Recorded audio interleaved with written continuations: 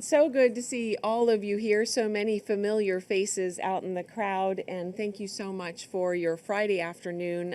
That's a sacrifice, but it is warmer inside here than it certainly is outside, so thanks so much.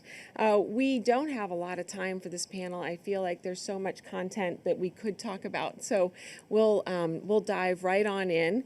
So exploring the potential of AI for DHS missions is our topic. There's a lot of meat there, and we'll just get into introducing the panel, but before we do, I'll talk a little bit about, how are we seeing AI already in use in our culture, maybe without, us really being aware of it. But just in doing panel preparation, I used my Google tool and went out and just to see what was out there about our panelists, and some amazing things came back. And so I just want to share, because I feel confident that our panelists are humble and won't share these tidbits with you. So if I just humor me for a moment. So Lisa has the distinction of having a dual master's degree in both cyber and artificial intelligence from Stanford.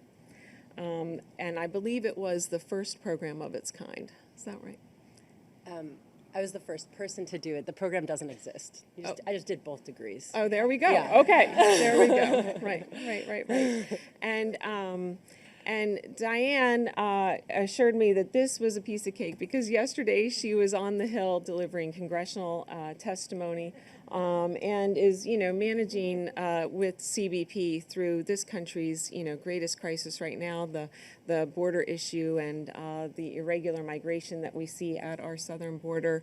And in addition, she led Operation Afghan Allies, 84,000, humanitarian crisis, 84,000 individuals fleeing from Afghanistan. So thank you for that, Diane.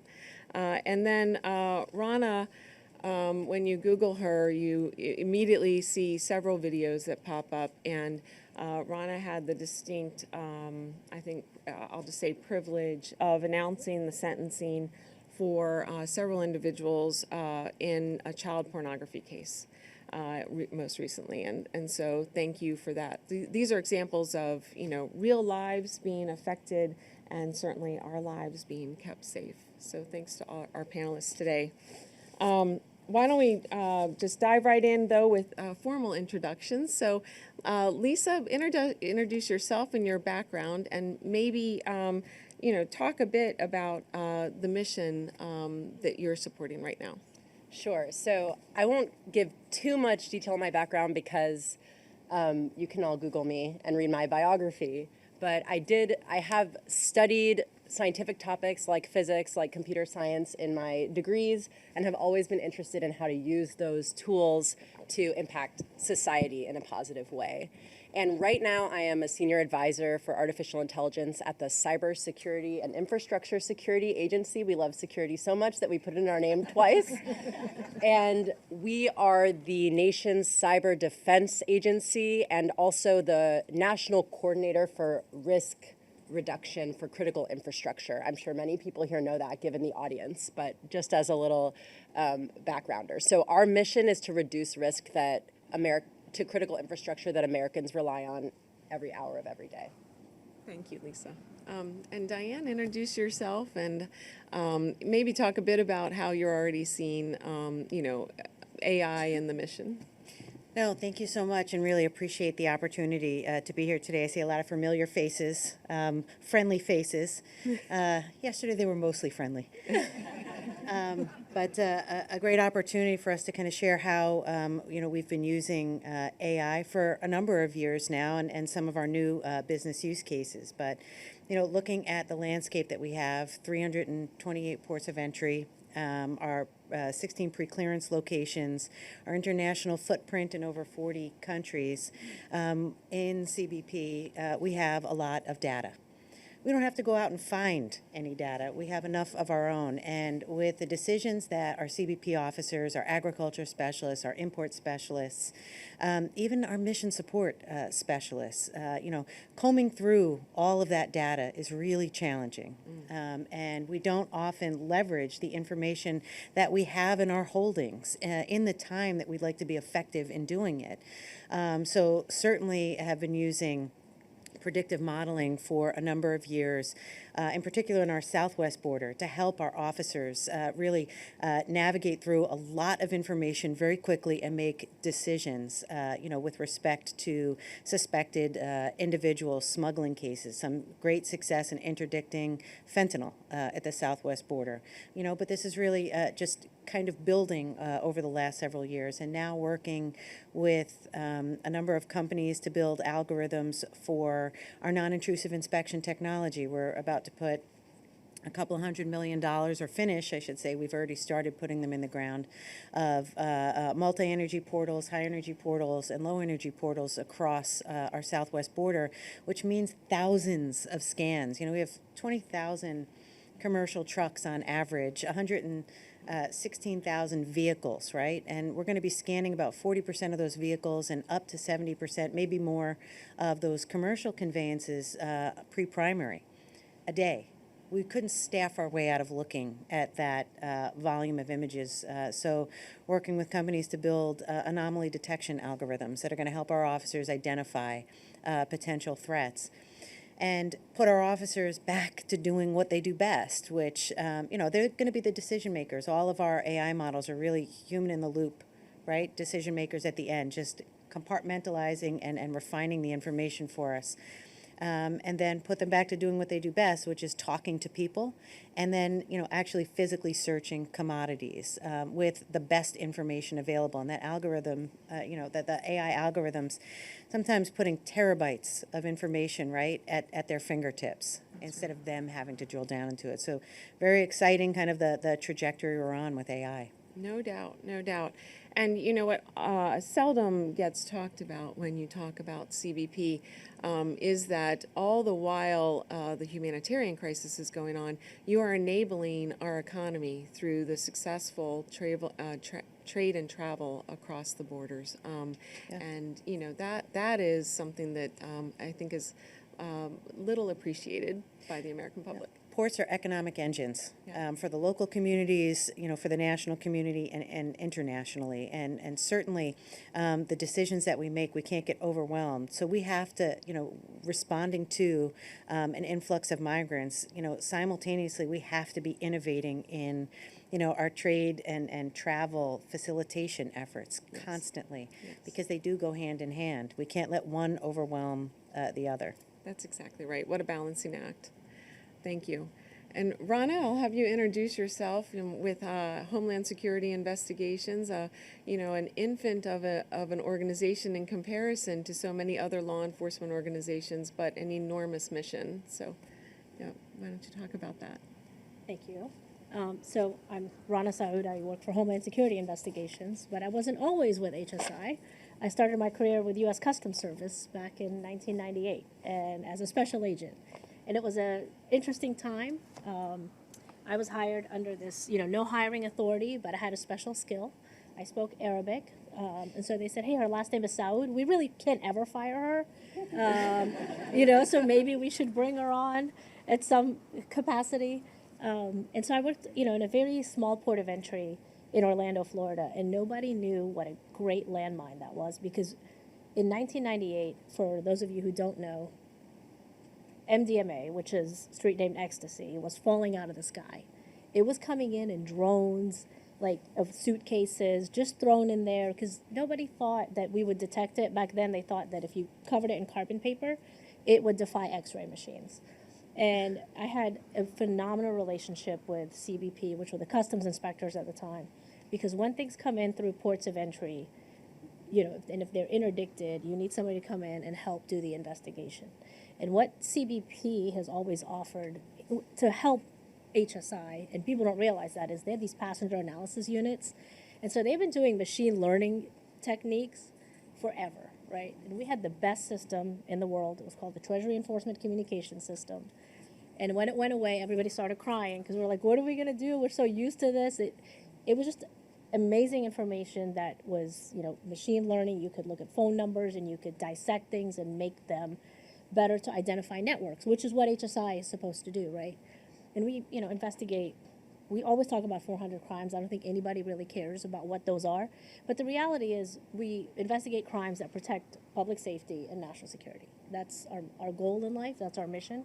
So anything that's, global trade, national security, cyber crimes, financial crimes, human exploitation, child exploitation. So we have several cases where we've used responsibly AI and machine learning to identify networks that were sharing images of innocent children and then taking those children, feeding them fentanyl, and then putting them in rings where they were being trafficked for sex, for profit, and nobody knew this was happening, right? So HSI has been really driving the responsible use of data analytics and understanding how that helps us dismantle these networks.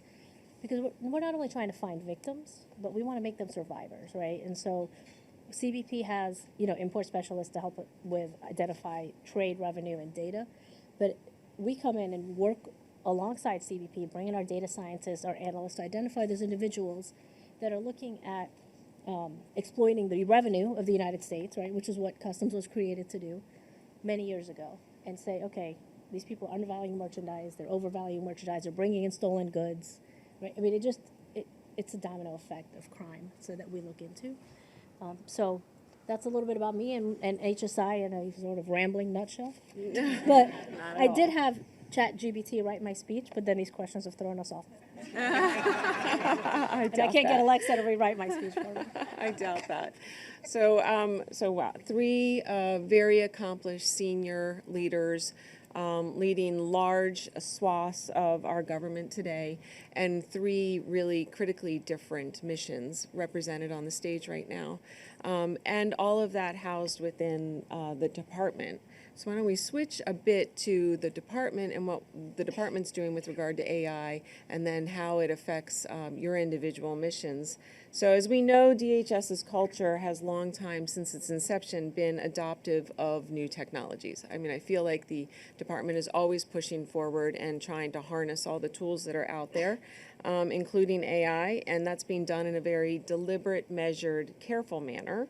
In September 2023, Secretary Mayorkas established guiding principles for the responsible use of AI, and he put out Policy Statement 13906. I'm sure everyone in the room is familiar with Policy 13906, and that's the acquisition and use of artificial intelligence and machine learning by DHS components.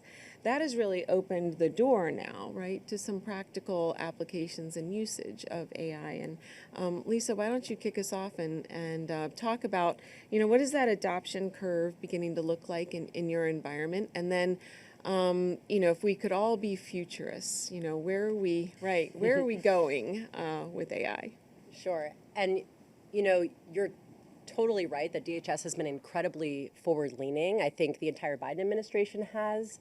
I'm sure many of you read the 100-page executive order, the comprehensive AI executive order that really pulled every lever at the executive branch's disposal, and DHS had some super important roles. And I actually give our chief AI officer, Eric Hyson, a lot of credit for being so forward-leaning. So one of the most useful immediate applications that we've all been able to use is that Eric Hyson, along with and Secretary Mayorkas, they have pre-approved commercial AI technologies like ChatGPT, like Grammarly, everyone's favorite grammar. Not endorsing Grammarly, just it's a great, tools that are commercially available. If DHS employees go through a training, we can use publicly available data to, for example, summarize publicly available executive orders as one example.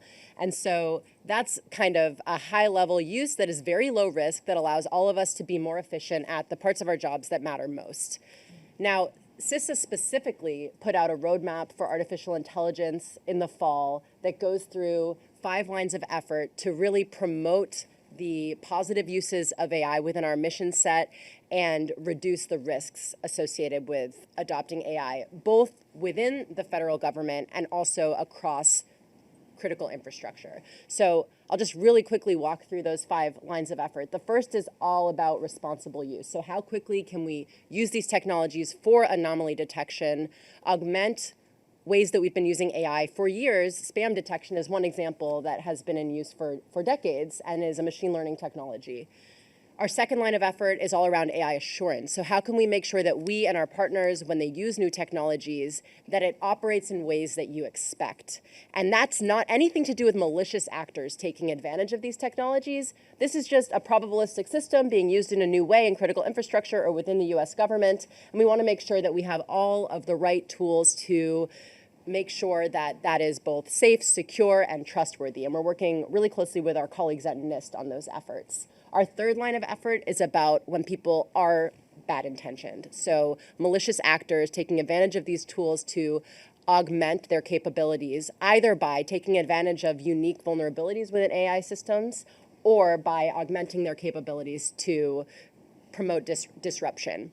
Line of effort 4 is all about collaboration, both with the interagency across DHS and with our international partners. And then finally, I'm sure you're all thinking about this, we're thinking about expanding our AI expertise within our workforce, both by upskilling current members of our workforce and also recruiting new ones. So that's kind of a big picture how we're thinking about this and are really eager to be implementing these technologies just as we're making sure they're safe. Wow, great. Thanks so much, Lisa. And I think you set the stage really well from a policy perspective.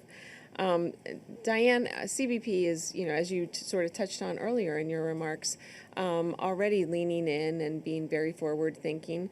And you're grappling with the, actual application, right there in the field, and doing so with all of the American values, right, in place of privacy and freedom, et cetera. So maybe you can talk a bit about how your mission is affected.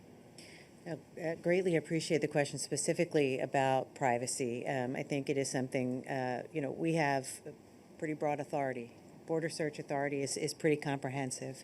And at the same time, I mentioned earlier, we have a lot of data, right? And we have to make sure that we protect that data. And even more importantly, that we apply that data in fair ways and ensure the privacy and integrity of our processes. Misuse or irresponsible use of the data or the technology that we have erodes immediately. Public trust is gone, and we rely on public trust to be able to do what we do. They have to understand what our mission set is, the application, and being transparent about our business use cases. And, full disclosure, I'll share, right? I don't know how obvious it is. I don't have an IT background. I didn't study IT in school, and we have such an incredible team of professionals in CBP, Office of Information Technology. They really are the best in the business, because anything that comes up as a challenge, we're hand in hand and partnered with them. I think Operation Allies Welcome is a great example of that. We needed to deploy, a tool for facial biometrics. Literally overnight, we had it. Deployed into, built into one of our existing capabilities in order for us to be efficient in that processing, because people had to move incredibly quickly in that situation. And even though they had to move incredibly quickly, we could not let the security threat go. We couldn't compromise the security in order to be efficient. So practically speaking, I know when OIT hears me talk about maybe some more nuanced stuff, they're probably cringing. They smile and they thank me for being a partner, but knowing the practical application of that, understanding that the privacy, the responsibility that we have, to ensure that we maintain that public trust, but the multiple business use cases, right? I mentioned kind of the predictive modeling. I'm going to say I've been talking about some of this modeling for years. I only recently came to understand that it truly was AI. I knew, right, what it did and how it the machine learning that was there, and they're like, yeah, that's AI. I'm like, oh, got it, right? But it really is, really powerful tools. And making sure that we get it right. We can't afford to make a mistake in applying it. because of the consequences it would have, right? But I think certainly with the department's oversight structures that they're building, for AI, I think we've been very much partnered in those discussions with how we have, established the framework. Certainly where we can improve that framework, but also best practices that we have in place to ensure that, while our officers, are applying this technology, that they actually understand, what great benefit it is. But layered in there, with respect to data, with respect, to privacy, that's not new to us, certainly with, deploying the facial biometrics. Just, we have, yearly courses that people have to take in, ensuring data integrity, ensuring the security, ensuring privacy issues are at the forefront of their mind when they're at like that practical ground level application. So it's not just, in the directives that come down, it's actually weaved into all of, our operational strategies so that, our agriculture specialists, our import specialists, they know what's at stake if we're not using it the way we should. Yeah, thank you. Thank you for that. I feel like CBP in every conversation about the mission, there's always a discussion about the balancing act, whether it's, enabling travel and trade while at the same time securing the safety of the country, or, enabling technology and harnessing the power of technology while also, responsible and privacy issues and freedom issues. So, CBP is just ever more in this balancing act that you operate within. And I know that on one of SAIC's programs, where we are innovating for CBP, we have retired Border Patrol officers, sitting with our technologists and informing us about the practical application in the field, which I hope is helpful. And so, Rana, why don't you talk a bit about, how is HSI, so you're ever more pushed into obviously the investigation and the threats that are coming fast and furious, and how is AI enabling those investigations and, helping you not only faster get to the end of that investigation, but also increase your workload, right? Yeah. No, so it's a great question, and it's very timely. So I'm going to do two examples, one of something that's relevant right now, and then how AI and machine learning could have helped us with a huge financial investigation a couple years ago, and I will just be very brief in both of them, I hope, because I know we're close to running out of time. Already. But right now you guys are all hearing about the organized retail theft threat to the United States. There are organizations that, are hiring young adults, will say, that are going out and looting and stealing from stores and leaving, and it's coming from somewhere, but it's all being used to generate money for organizations in some capacity or another.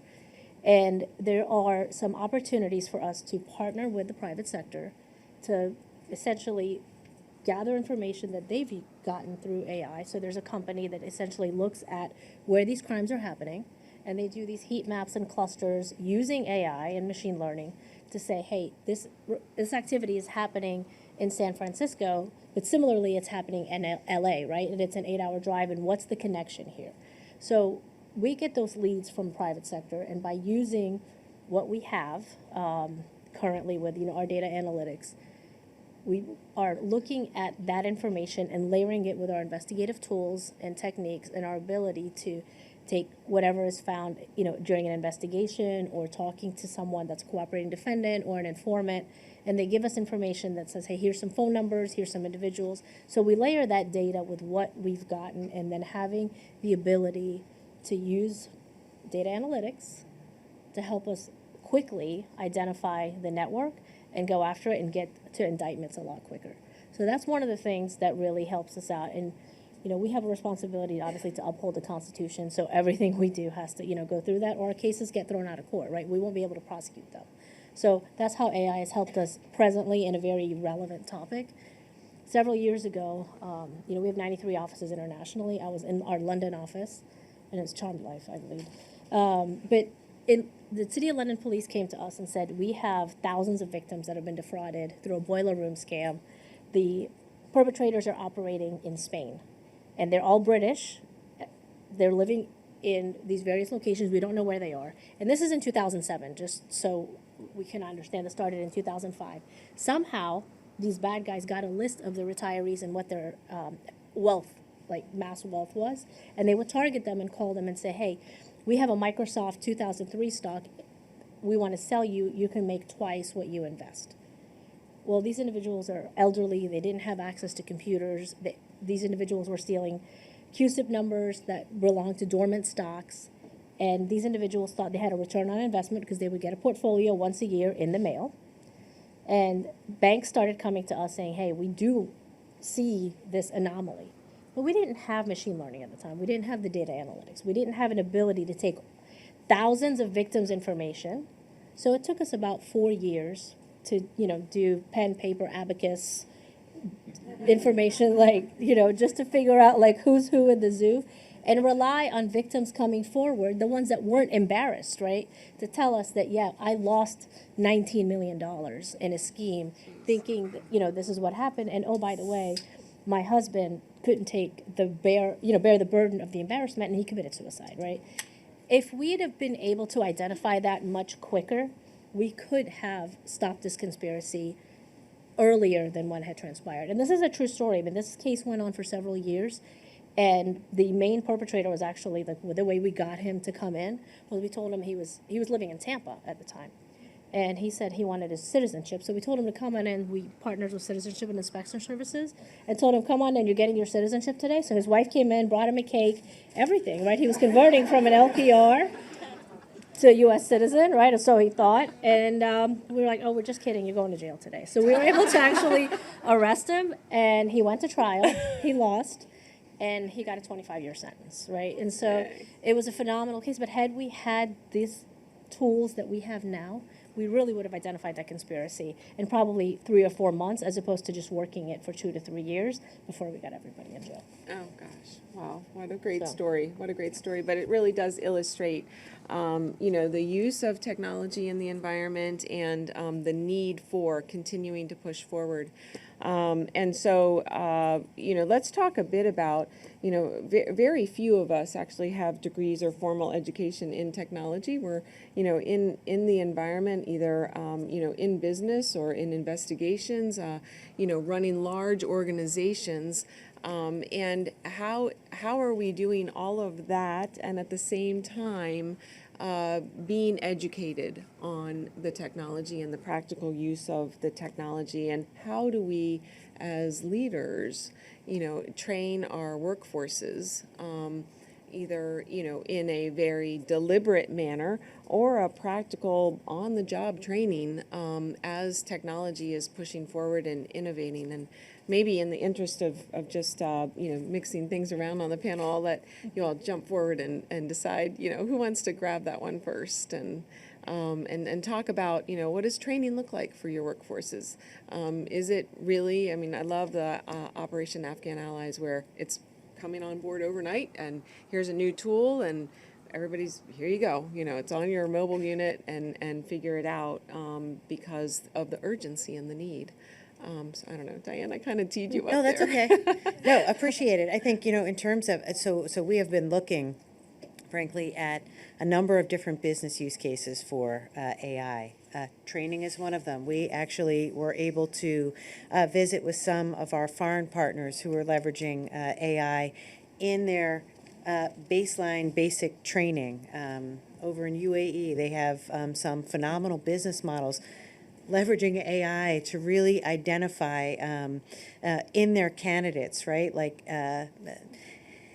It's not down to the individual, right? But it's down to the particular skill sets and trying to develop skill sets in individuals based on, and not quite scores. That's where I say the IT background might help me explain it a little better.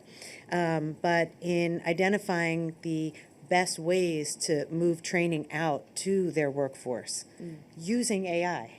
And not even teaching them about AI, it's using AI to help them enhance, their ability to deliver information faster in a way that individuals, it's the generational issue that comes on, that are used to technology, Yes. right?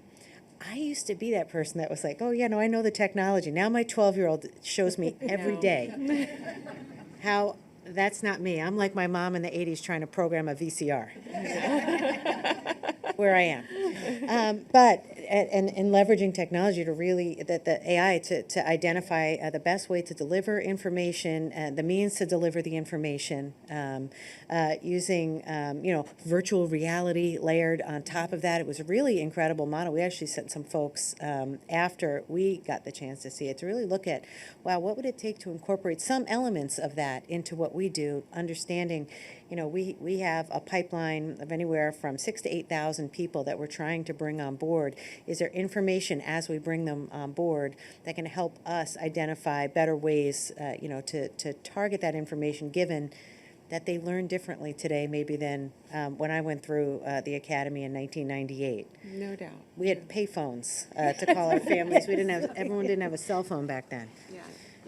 But then also, in terms of, how we get people to understand, how they can leverage it, we see an adoption so quickly, right? Back when targeting started and we had, our automated targeting system, it gets embraced pretty quickly. There's a lot of self-learning that goes on with this, and making sure that we frame the parameters, right? The privacy, the integrity of the data.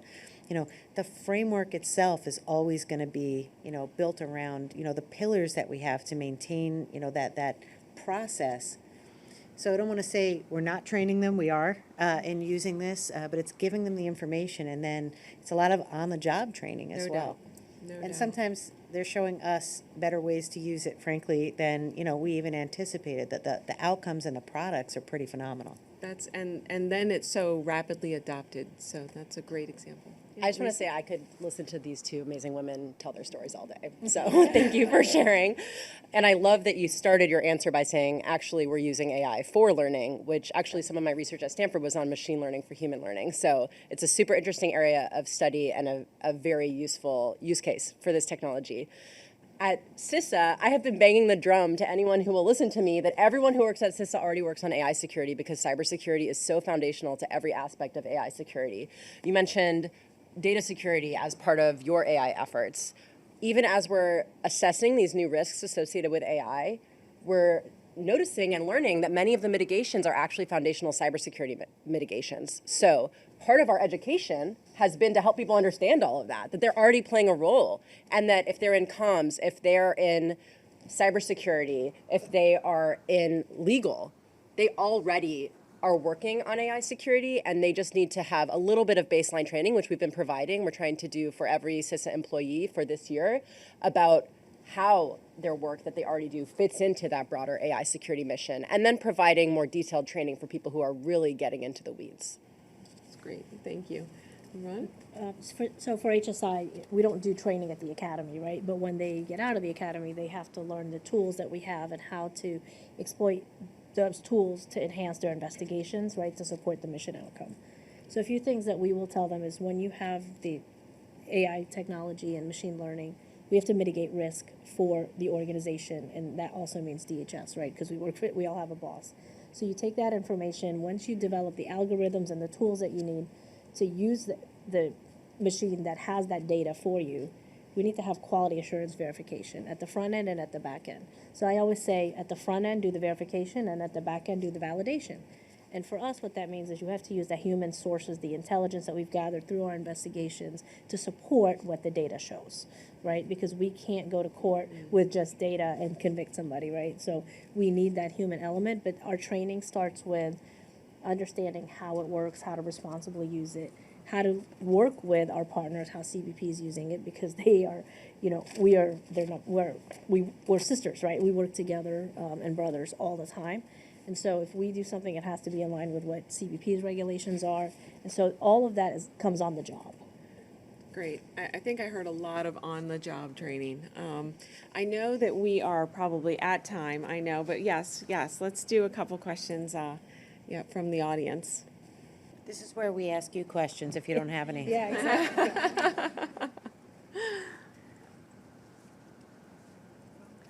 Let's see. There we go. Thanks. Hi, my name is Meskra, and I'm from ECS Federal. So my question is, technology is always outpacing regulations. And so is there any effort to kind of come up with the parameters in order to kind of specify the AI regulations that are connected to misuse, and that industry has a baseline, a benchmark of to use internally for their own organizations? Thank you. I'm happy to chime in. Okay.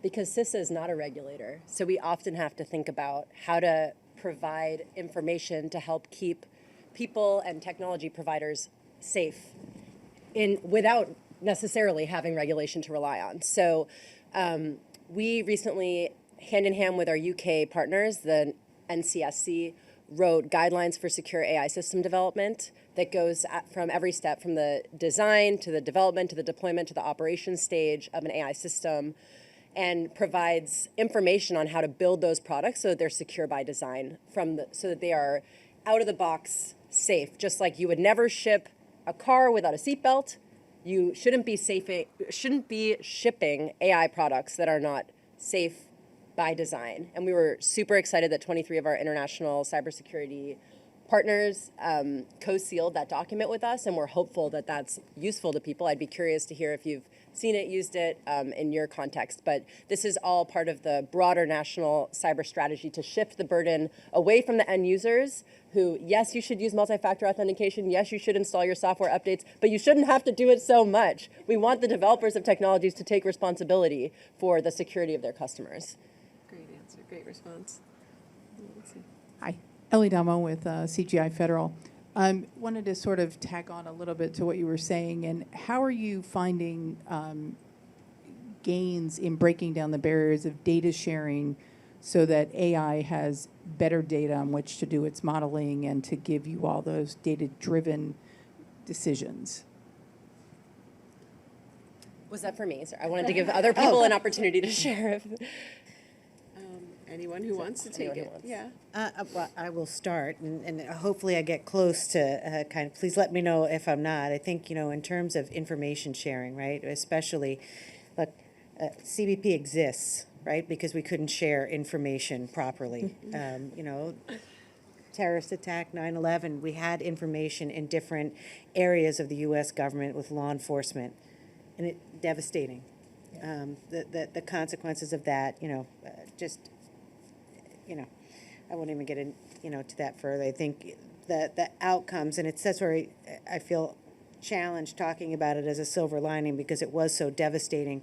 But we do have an organization, today where we brought 3 agencies together. That was over 20 years ago, and still finding areas within CBP, right, where we could do better with information sharing, and not because we're trying to hold or be stovepipe, but it's the way systems were built, and being better organized in just system design and taking a more holistic approach, open architecture with the technology that we're looking for enables us to do better with that kind of data and information sharing.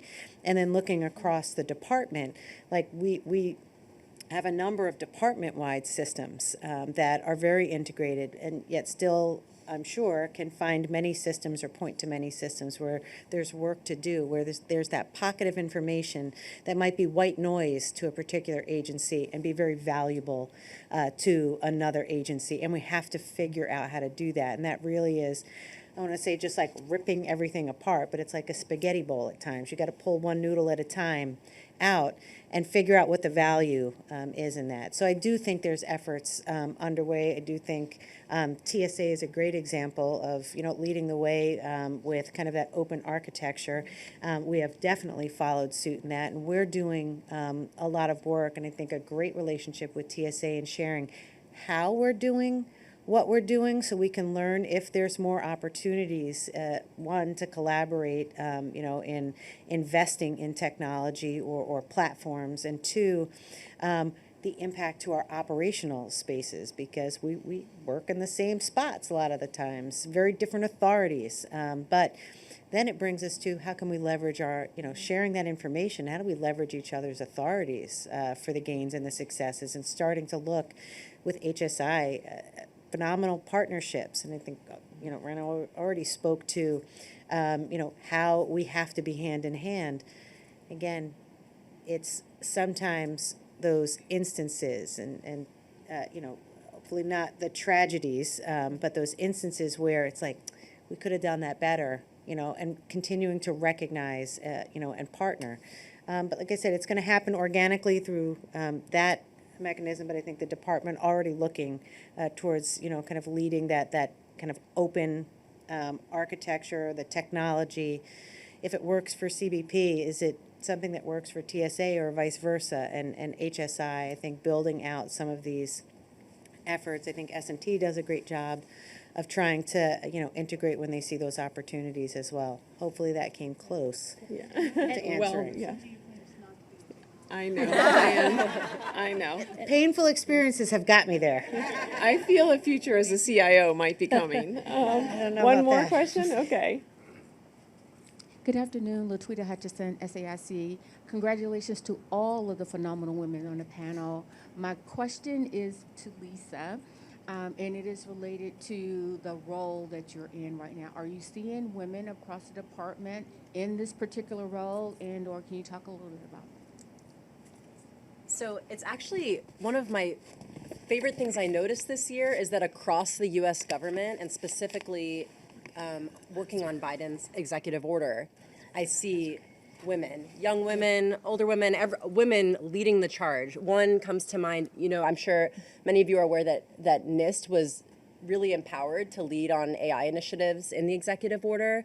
And an incredible woman, Elham Tabasi, has led on the NIST AI risk management framework and continues to lead there as, I think, CTO. I have female friends at NSF leading initiatives across civil society.